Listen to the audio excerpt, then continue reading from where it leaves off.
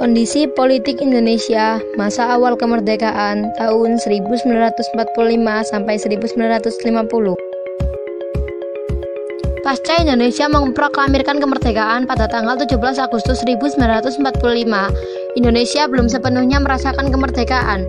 Di periode-periode awal kemerdekaan, Indonesia mengalami sebuah masa transisi politik yang begitu luar biasa, seperti berpindah status dari negara yang terjajah menjadi negara yang merdeka.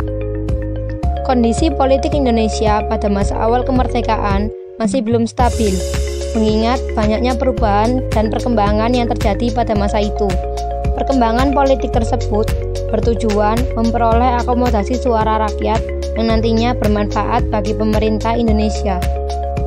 Kondisi politik yang tidak stabil ini dipengaruhi oleh beberapa faktor, yaitu faktor internal dan faktor eksternal. Faktor internal, pertama, persaingan antara partai politik terlebih untuk hal perbedaan ideologi.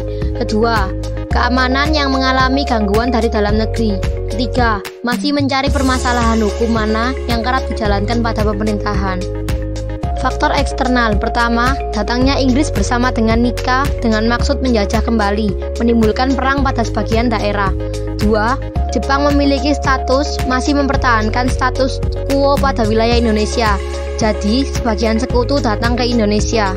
Secara umum, kondisi politik Indonesia pada masa setelah kemerdekaan dikategorikan pada beberapa periode, yaitu periode 18 Agustus 1945 sampai 27 Desember 1949 dan periode 27 Desember 1949 sampai 17 Agustus 1950.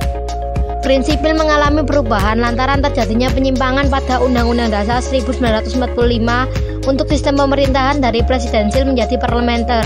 Alhasil, stabilitas politik di periode ini jadi bermasalah lantaran belum adanya konstitusi yang mengikat. Terdapat penyimpangan dalam bentuk negara kesatuan menjadi negara serikat.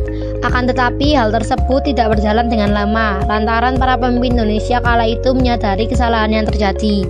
Hingga akhirnya Indonesia kembali menjadi negara berbentuk kesatuan. Akan tetapi keadaan negara pada masa itu masih cukup labil.